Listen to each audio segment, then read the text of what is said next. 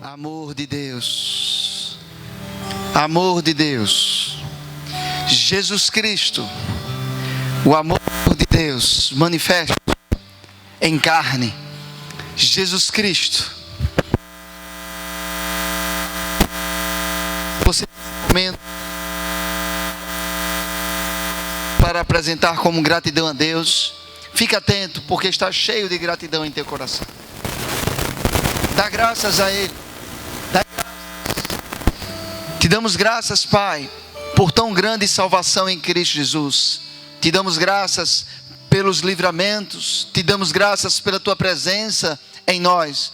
Te damos graças pelo alimento de cada dia, pela roupa que vestimos, pelo transporte, pela Tua proteção.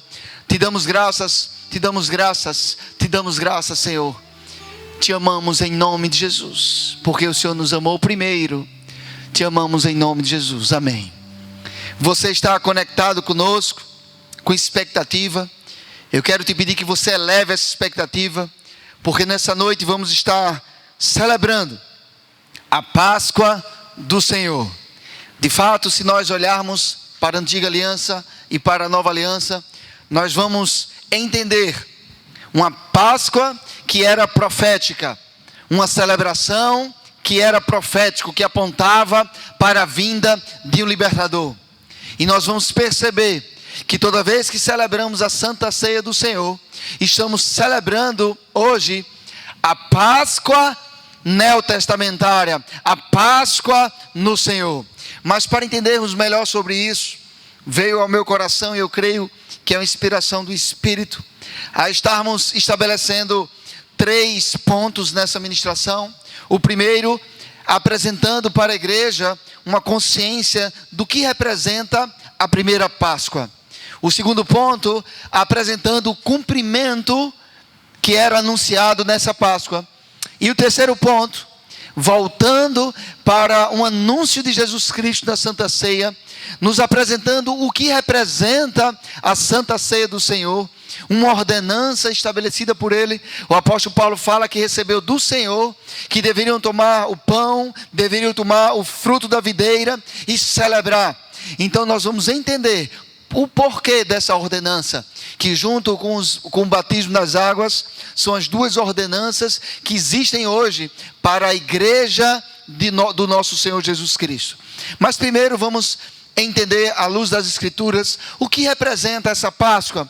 Porque essa consciência do sacrifício do Cordeiro, ela traz para nós uma consciência de proteção, ela traz para nós uma consciência que somos um povo que foi comprado por Deus, um alto preço foi pago. E eu gostaria que você abrisse em Êxodo capítulo 12, Êxodo capítulo 12, para iniciarmos. Êxodo capítulo 12. Você pegue caneta, lápis, estamos transmitindo ao vivo e ainda estamos com um certo limite no tempo. E aí por isso vamos ser bem objetivos também, e seria bom você anotar. 3 textos seria muito interessante você ler em casa depois, a respeito da primeira Páscoa. Êxodo, o capítulo 12. Você pode ler todo o capítulo 12, que vai lhe dar um entendimento melhor. A respeito do cumprimento da Páscoa, você pode ler, por exemplo, Mateus, capítulo 27, do versículo 45 até o versículo 54. E a respeito da última Páscoa, da lei, e o início de uma nova Páscoa, de uma nova celebração, que é a Santa Ceia, você pode ler o capítulo 22 de Lucas, e eu vou deixar você ler o capítulo todo, para ficar bem contextualizado. Guarde Êxodo, não sai daí. Eu quero ler para você um texto que é considerado por muitos como um texto áureo ou base para o Evangelho do nosso Senhor Jesus Cristo, que vamos encontrar em João. Só um instante, por favor. Vamos encontrar em João capítulo 3. Muitos eles falam isso de cor. Quando eu tinha nascido de novo, eu estava saindo com um casal de crentes, e alguém veio evangelizar a gente, e ele disse: esse texto todo mundo sabe, João 3,16. E eu era novo na fé e eu pensava, eu não sei o que é que tem em João 3,16. E eu creio que a maioria já deve saber, talvez todos. Porque Deus amou ao mundo, ou amou todas as pessoas do mundo. Deus amou. E o texto diz, porque Deus amou ao mundo de tal maneira, vamos ler lá para não perder nenhuma vírgula, que deu o seu Filho unigênito, para que todo o que nele crê não pereça, mas tenha vida eterna. Porquanto Deus enviou, versículo 17, o seu Filho ao mundo, não para que julgasse o mundo, mas para que o mundo fosse salvo por ele. Versículo 18, quem nele crê não é julgado, o que não crê já está julgado, enquanto não crê no nome, porquanto não crê no nome do unigênito Filho de Deus. Deus, ele amou ao mundo de tal maneira que deu. Só um instante, eu estou um pouco desacostumado a pregar segurando o microfone. Aí você vai me perdoar, viu? Estou precisando de mais umas 2 mãos aqui. Aleluia.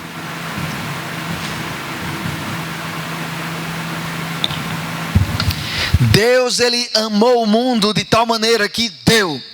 E ele deu o seu Filho Jesus ao mundo, a você, a mim. E ele deu para um propósito. Ele deu para nos libertar. Diga comigo, Deus nos enviou Jesus para me libertar. Uau! Deus enviou Jesus para me libertar. Por que eu falei para me libertar e não para nos libertar? Sabemos que é para a libertação de todo que nele crê. Para te lembrar que essa libertação, ela acontece de uma maneira individual primeiramente. E depois você se une ao corpo de Cristo. Mas essa salvação, essa libertação é individual. Vá para Êxodo capítulo 12. Nós vamos ver aqui quando foi estipulado a primeira Páscoa.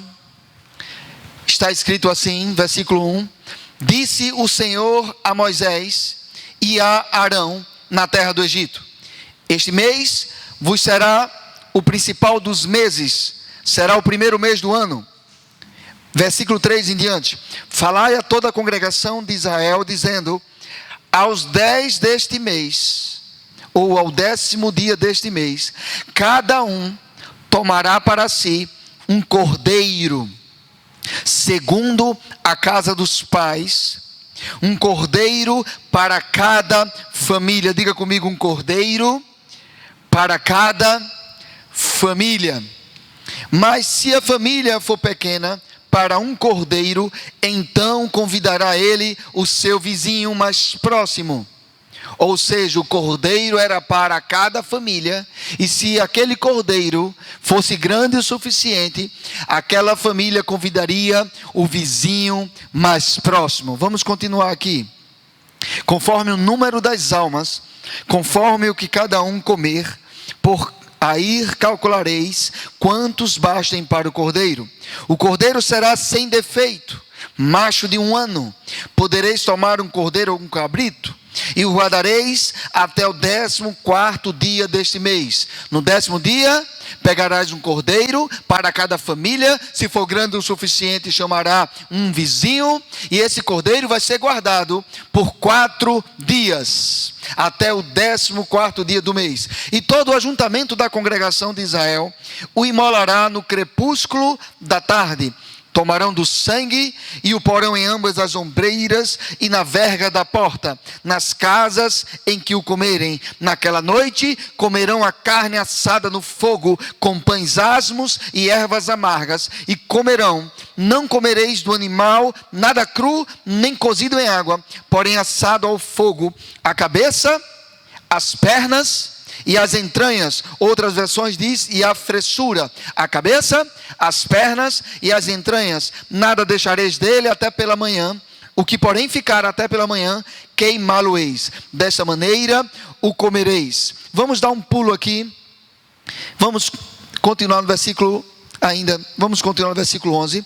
Lombos cingidos, sandálias nos pés e cajado na mão. De que maneira eles iriam comer aquele cordeiro, lombos cingidos, sandálias nos pés e cajado na mão. Ou seja, prontos, como eis a pressa e a Páscoa do Senhor, porque naquela noite passarei pela terra do Egito e ferirei na terra do Egito todos os primogênitos, desde os homens até os animais, executarei juízo. Diga comigo, o Senhor executou juízo, julgamento sobre todos os deuses do Egito. Eu sou o Senhor. O sangue vos será por sinal nas casas em que estiverdes. Quando eu vir o sangue, passarei por vós, e não haverá entre vós praga destruidora, quando eu ferir a terra do Egito. Versículo 14, este dia vos será por memorial, e o celebrareis como solenidade ao Senhor. Nas vossas gerações o celebrareis por estatuto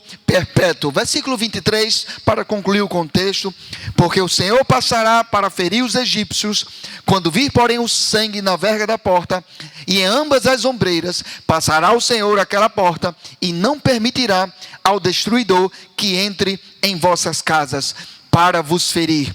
Guardai, pois, isto por estatuto para vós outros e para vossos filhos para sempre. E uma vez dentro na terra que o Senhor vos dará, como tem dito, observai este rito. Versículo 26. Quando vossos filhos vos perguntarem, que rito é este? Respondereis, é o sacrifício da Páscoa ao Senhor, que passou por cima das casas dos filhos de Israel no Egito, quando feriu os egípcios e os livrou as nossas casas. Então o povo se inclinou e adorou. Toda vez que compreendemos o sacrifício pascual, isso provoca em nós uma adoração ao nosso Deus. Deixa-me primeiro lhe contextualizar. Estamos falando aqui do Egito. O Egito, espiritualmente, representa a maldição do pecado, representa a escravidão, representa a influência que o diabo tem ou tinha em nossas vidas e tem nas vidas daqueles que estão na influência do pecado. O Egito representa escravidão. Algumas pessoas não compreendem o que aconteceu e elas começam a enxergar Deus como aquele que causou algo, mas o que causou o juízo do Egito foi o pecado, foi a idolatria, foi rejeitar durante mais de uma geração um povo que representava o próprio Deus aqui na terra, e em vez de honrar esse povo, como foi feito pelo faraó anterior, esse Egito que estamos falando aqui não é um país, esse Egito é um lugar espiritual, de escravidão, de maldição, de miséria, de morte, de destruição. Desse Egito, o povo, ele foi liberto.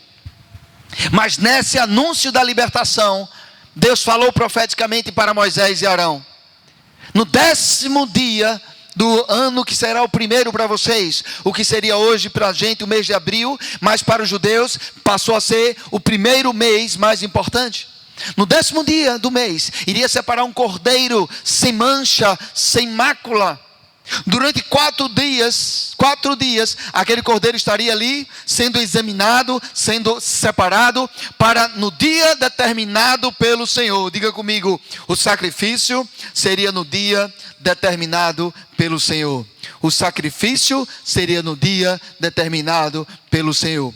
No 4º dia, o dia determinado pelo Senhor, o cordeiro imolado, foi derramado sangue, e o sangue foi passado nos umbrais das portas. E existem alguns detalhes bem interessantes que apontam para a pregação do evangelho aqui. Primeiro, que o cordeiro foi escolhido para cada família, porque embora a salvação seja um plano individual, a salvação é individual. Embora a salvação seja individual, mas eu vou aqui melhorar, ela é um plano para a família. Embora a salvação seja individual, ela é um plano para a família. Deus, Ele nos chamou para dentro da sua família. Deus, Ele falou lá em Atos, o apóstolo Paulo falando para o carcereiro: crê no Senhor Jesus e será salvo tu e tua casa. A salvação é individual, mas a nossa família, ela é alcançada pela nossa vida, ela é alcançada pela salvação. Então aqui já era anunciado para cada família, e dizia: Se o cordeiro for grande o suficiente, chama o vizinho mais próximo. Já entendemos aqui algo sobre o evangelho, que além da salvação ser para cada família, ela também é para ser externada para aqueles que estão fora, aqueles que são os nossos mais próximos, amigos, colegas de trabalho. Essas pessoas precisam ser alcançadas com o mesmo alimento que nos garante a salvação.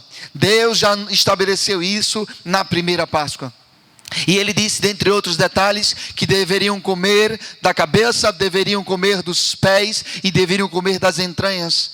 Cada uma dessas informações tem uma simbologia para algo, mas eu quero que você entenda algo, que o comer do cordeiro estava trazendo para si, o comer da carne do cordeiro estava trazendo para si uma mistura do cordeiro comigo, uma mistura do cordeiro sacrificial contigo, ou seja, da mesma maneira que o cordeiro andava com seus pés aqui na terra, da mesma maneira que o cordeiro pensava com sua mente aqui na terra, da mesma maneira que o cordeiro tinha sentimentos.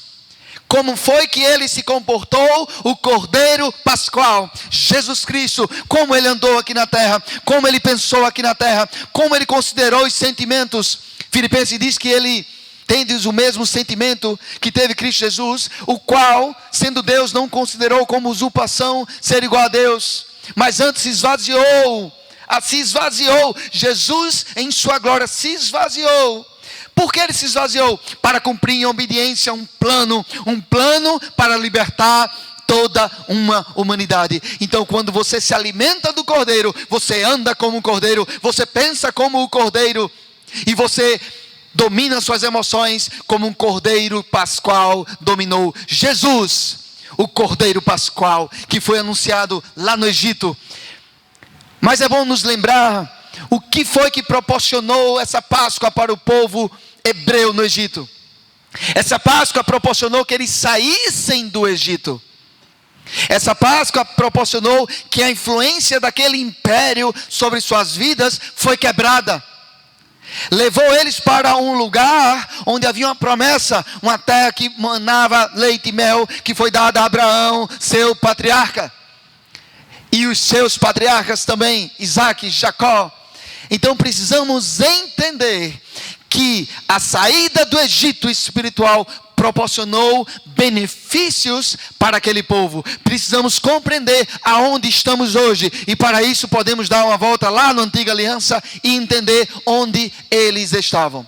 E antes que algumas pessoas pensem, mas Deus aqui está demonstrando uma atitude tão braba ou brava, porque ele permitiu que fossem mortos os primogênitos dos egípcios. Mas compreenda, de todas as pragas, as 9 primeiras pragas, das 10 pragas, 9 foram animais ou seres que eram idolatrados pelos egípcios. Um povo hebreu anunciava que só há um Deus. E amado, eu gostaria muito de aliviar para o teu lado e dizer que você pode adorar vários deuses, vários animais, e ainda assim estar protegido por Deus. Não, se você estiver na idolatria, a destruição, o destruidor, ele passa a ter uma legalidade sobre tua vida. Por isso, se arrependa dos teus pecados, se arrependa.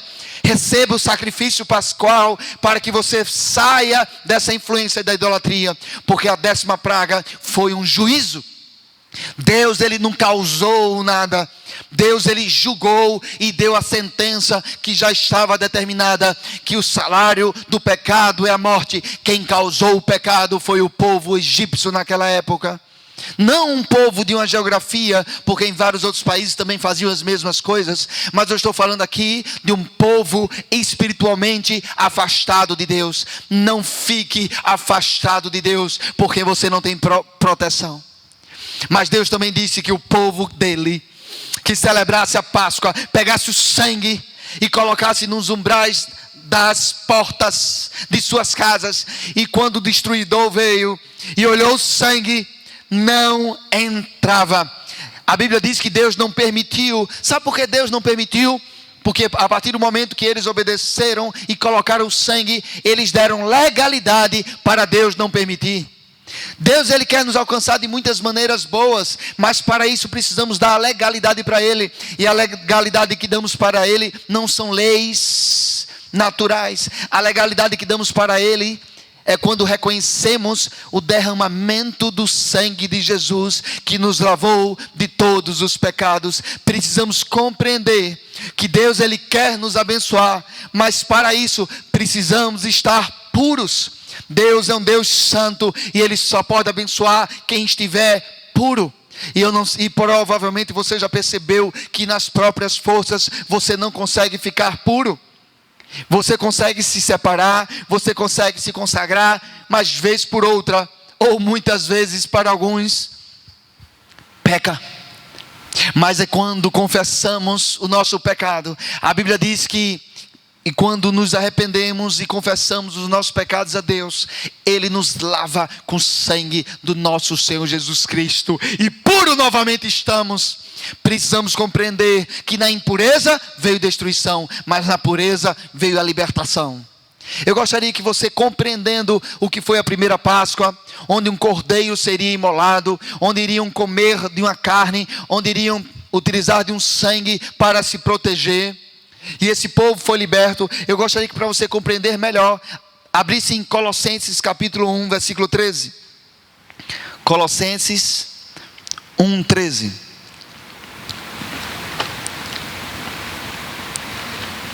Colossenses, no Novo Testamento, 1, 13. Diz assim: Ele nos libertou do império das trevas e nos transportou para o reino do Filho do seu amor. O que aconteceu na antiga aliança profeticamente apontava para a nova aliança, que Deus nos libertou de uma influência de um império das trevas e nos transportou. Você foi transportado para um reino, o reino do Filho do seu amor. Vá para Gálatas, volte um pouco.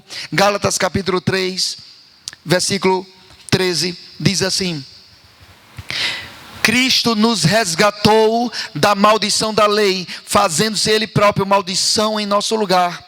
Porque está escrito: maldito todo aquele que for pendurado em madeiro. Versículo 14, para que a bênção de Abraão chegasse aos gentios em Jesus Cristo, a fim de que recebêssemos pela fé o Espírito prometido. Em Cristo, Cristo nos resgatou de uma influência da maldição. Deuteronômio capítulo 28 vai descrever o que era que viria com a bênção e com a maldição: morte, miséria, destruição. Isso é da maldição. Cristo nos resgatou, o cordeiro sacrificial da Páscoa. Quando você recebe o sacrifício dele, você passa a ter essa libertação, você passa a ter esse resgate. Vá por favor para Mateus capítulo 27. Mateus capítulo 27, versículo 45, diz assim: desde a hora sexta até a hora nona, ou seja, de meio-dia às 3 horas da tarde, houve trevas sobre a terra. Por volta da hora nona, clamou Jesus em alta voz, dizendo: Eli, Eli, lama sabactani. O que quer dizer: Deus meu, por que me desamparaste? E alguns dos que ali estavam ouvindo isto diziam: Ele chama por Elias. E logo um deles correu a buscar uma esponja, e tendo-a embebido de vinagre e colocado na ponta de um caniço, deu-lhe a beber. Nesse momento o Evangelho de João aponta para que Jesus diz: está consumado, está consumado. Os outros porém diziam: vejamos se Elias vem salvá-lo. E Jesus, clamando outra vez com grande voz, entregou o seu espírito.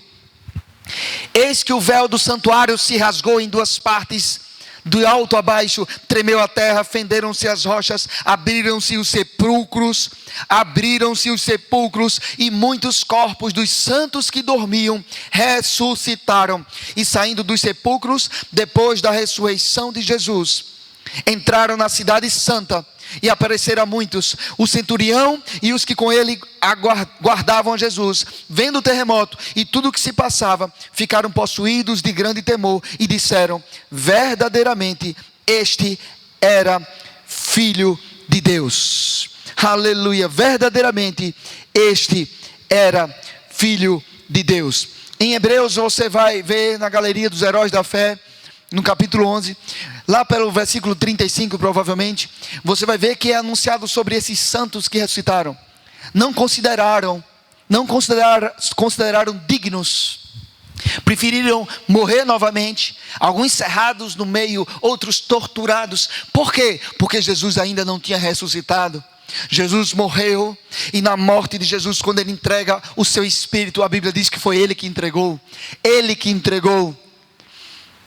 E aí a Bíblia mostra que houveram esses sinais, e esses homens que ressuscitaram, eles não consideraram dignos, porque ainda não tinha acontecido algo que estava prometido. Porque aqui há o cumprimento da Páscoa. Se lembra no Egito que eles fizeram a celebração da Páscoa? Aqui também houve o cumprimento no quarto dia, no crepúsculo, da mesma maneira que foi na antiga aliança, anunciado sobre um cordeiro pascual. Jesus como sendo o cordeiro pascual. Ei, não é coelho pascual não, tá? É cordeiro. O mundo tenta tirar o foco. Coma chocolate, brinque com seus filhos, mas não perca o foco, o cordeiro pascual. Aqui está o cumprimento da Páscoa. Jesus diz, está consumado. Ali houve o sacrifício e um derramamento de sangue. E por causa disso hoje, você pode viver não apenas a Páscoa, mas agora celebrar uma nova ceia. Não é mais a ceia da morte apenas, é a ceia da morte sim, mas também uma ceia que anuncia algo. E aqui nós já falamos sobre a primeira Páscoa, nós já falamos sobre o cumprimento da Páscoa, e eu gostaria de, entrando na terceira parte da ministração, falar sobre a última Páscoa e o início de uma nova Páscoa. Vá por favor para Lucas capítulo 22. Lucas capítulo 22, versículo 14. Diz assim, Lucas 22, 14.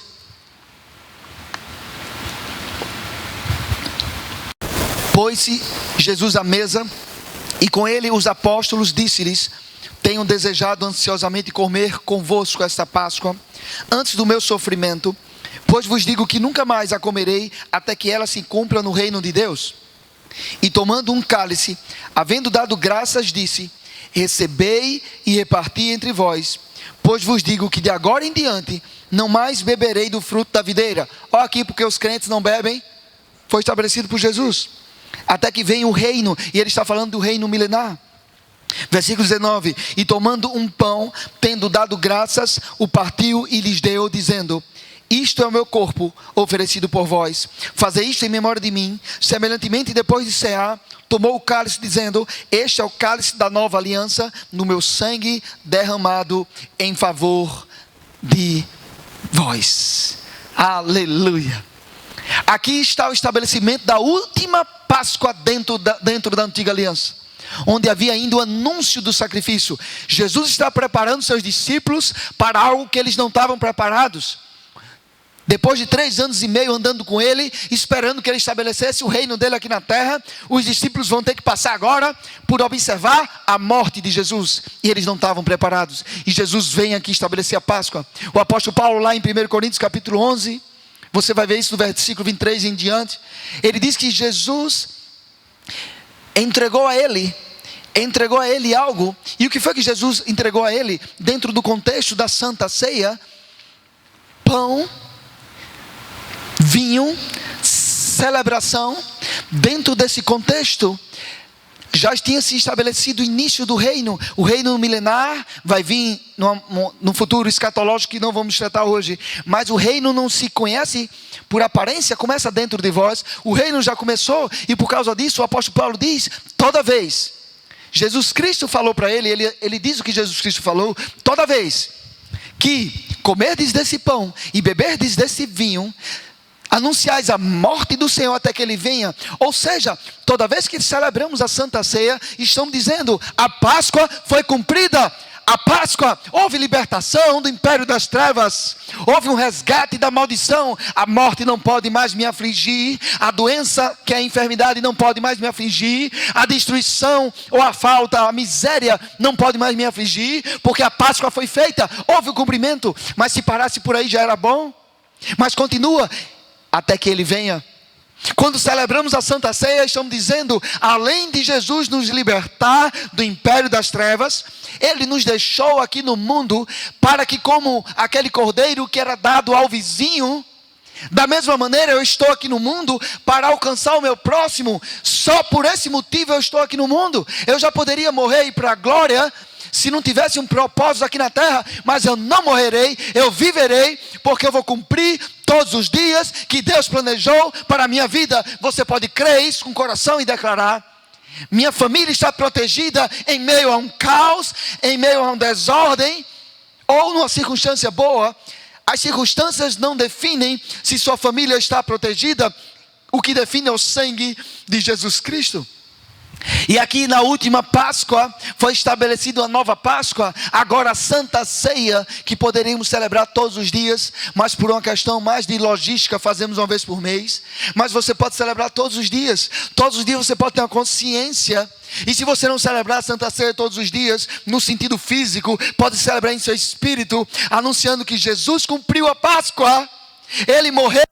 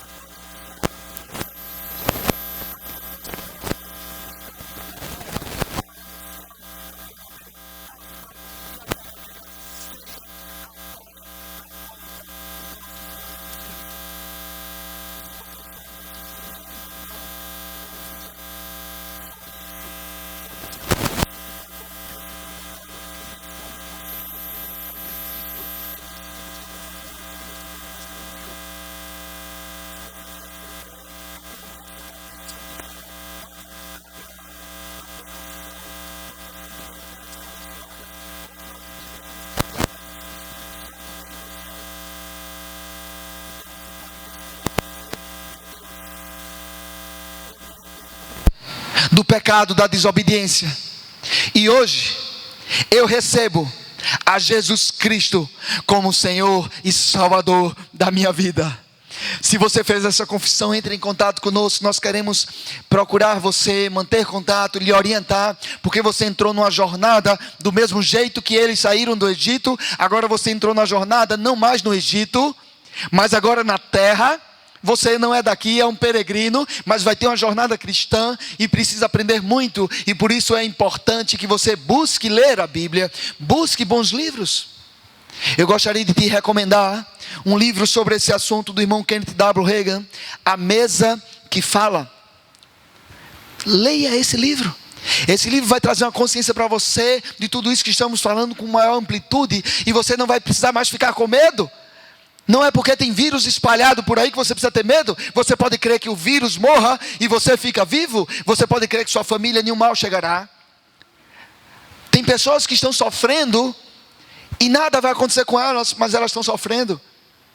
E tem outras que estão sofrendo e abrindo espaço para algo acontecer com elas por causa do medo. Não abre espaço, confie no sangue que está não mais somente nos umbrais das portas, mas agora lavou cada pessoa da sua família que confessou a Jesus. E se existem crianças em vosso meio, declare na autoridade do nome de Jesus proteção sobre a vida delas.